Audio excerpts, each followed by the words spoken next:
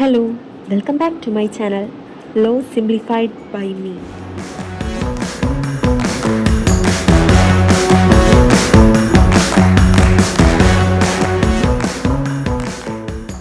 ഈ വീഡിയോയിൽ നമ്മൾ ഡിസ്കസ് ചെയ്യുന്നത് ഹോർമൂസ് കടലിടുക്ക് ദ സ്ട്രേറ്റ് ഓഫ് ഹോർമൂസ്, അതിൻ്റെ geographical reality, maritime law, UNCLOS and the principle of innocent passage ആണ്.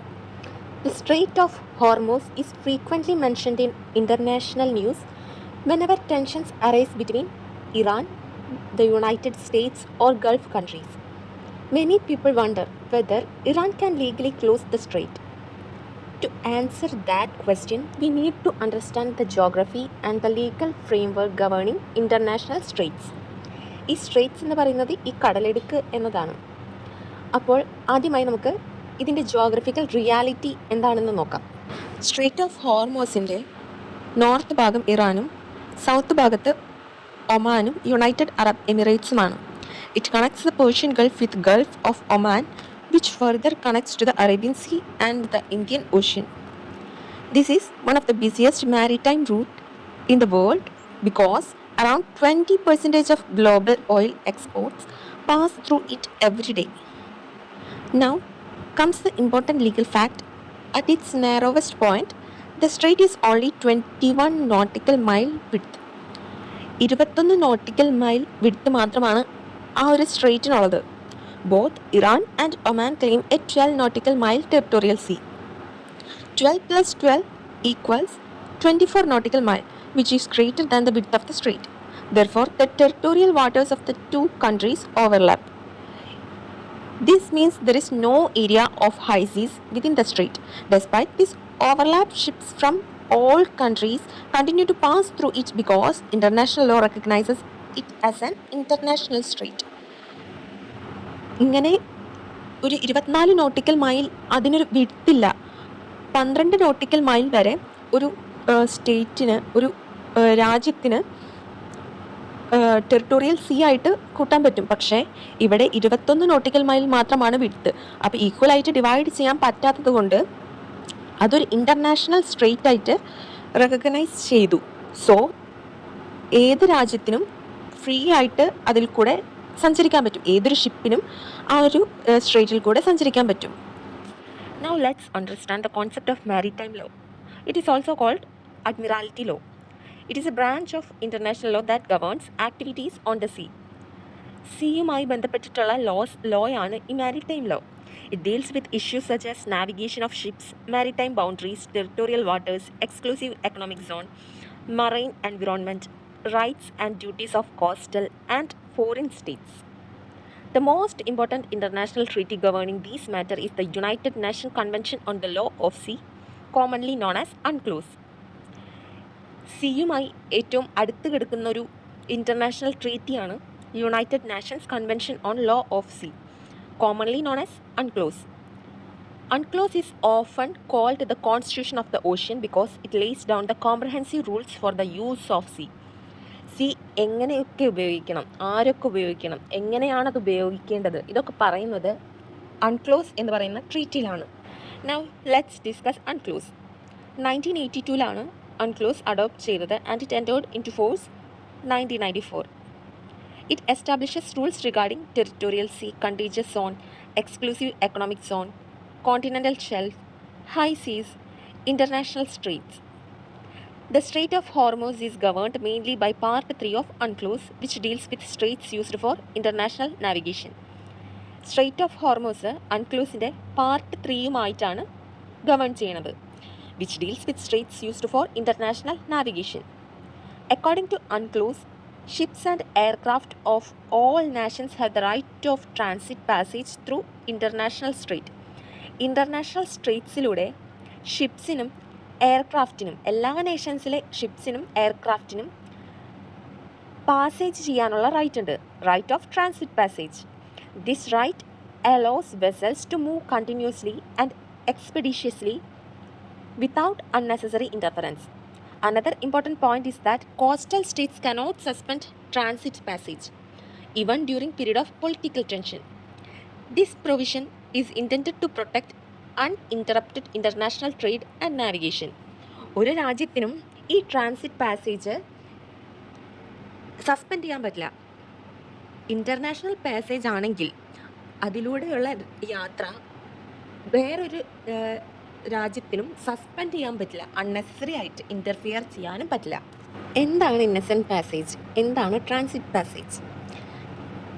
ആദ്യം നമുക്ക് ഇന്നസെൻറ്റ് പാസേജ് എന്താണെന്ന് നോക്കാം.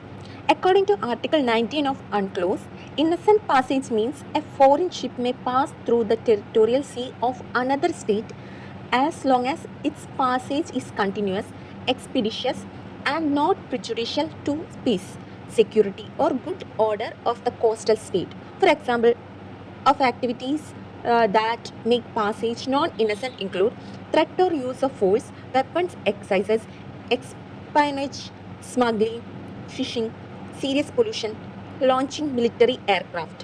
The coastal state has greater control over innocent passage and may regulate it in accordance with international law. ആർട്ടിക്കിൾ 19 അൺക്ലോസിലാണ് innocent passage പറയുന്നത്. ഒരു foreign ഷിപ്പിന് മറ്റൊരു രാജ്യത്തിൻ്റെ ടെറിട്ടോറിയൽ സീയിലൂടെ കണ്ടിന്യൂസ് ആയിട്ടും എക്സ്പെഡീഷ്യസ് ആയിട്ടും നോൺ പ്രിജുഡീഷ്യൽ ആയിട്ട് മറ്റൊരു സ്റ്റേറ്റിൻ്റെ ആ പോകുന്ന ടെറിട്ടോറിയൽ സീയുടെ സ്റ്റേറ്റിൻ്റെ പീസും സെക്യൂരിറ്റിയും ഗുഡ് ഓർഡറും നശിപ്പിക്കാത്ത രീതിയിൽ ട്രാവൽ ചെയ്യാൻ പറ്റും. നോൺ ഇന്നസെൻറ്റ് പാസേജ് എന്തൊക്കെയാണ്?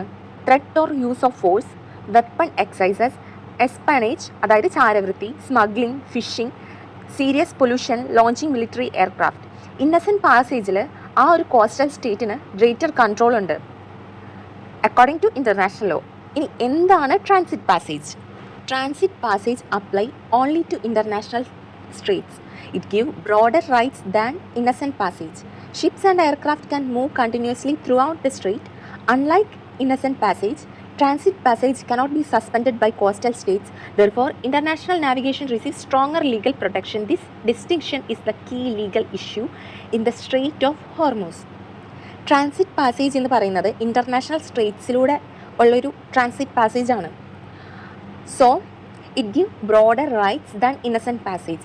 ഇന്നസെൻറ്റ് പാസേജ് എന്ന് പറയുന്നത് മറ്റൊരു ടെറിട്ടോറിയൽ സീയിലൂടെ യാത്ര ചെയ്യുന്നതിനെ കുറിച്ചിട്ടുള്ളതാണ്. എന്നാൽ ട്രാൻസിറ്റ് പാസേജ് ഒരു ഇൻ്റർനാഷണൽ സ്ട്രേറ്റ്സിലൂടെ യാത്ര ചെയ്യുന്നതിനെ കുറിച്ചാണ്, പാസേജ് നാവിഗേഷനെ കുറിച്ചാണ് പറയുന്നത്. Ships and aircraft can move continuously through the straight. ഏത് ടെറിട്ടോറിയലിലെ ഷിപ്പിനും എയർക്രാഫ്റ്റിനും ആ ഒരു ഇൻ്റർനാഷണൽ സ്ട്രേറ്റ്സിലൂടെ പാസേജ് ചെയ്യാൻ പറ്റും. Unlike innocent passage, transit passage can not be suspended by coastal States.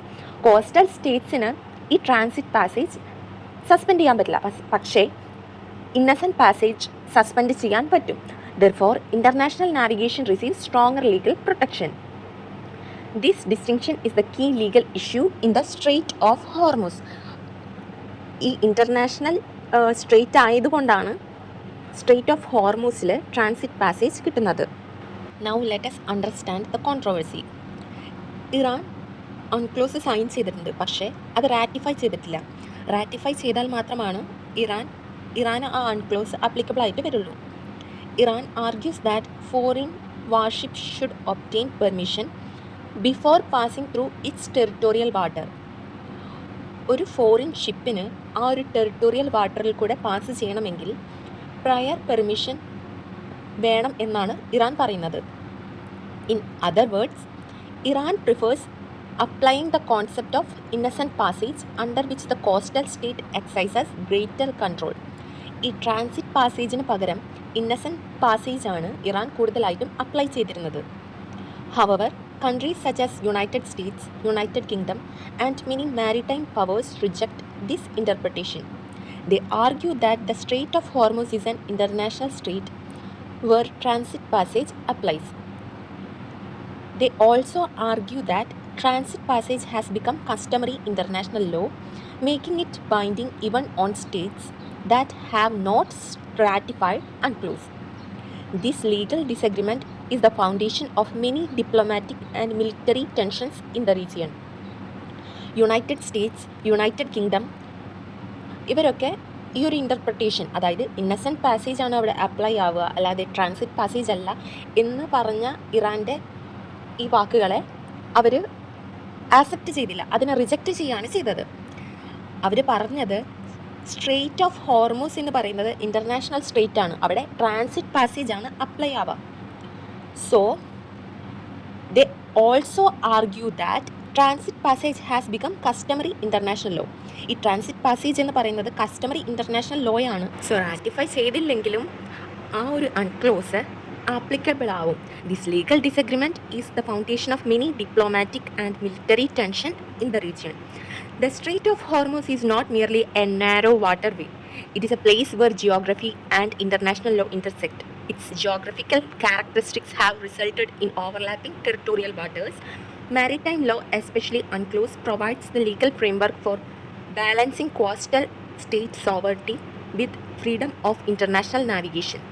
The major legal debate revolves around whether foreign vessels enjoy innocent passage or transit passage. Most of the international community support transit passage, while Iran argues to continue innocent passage principle.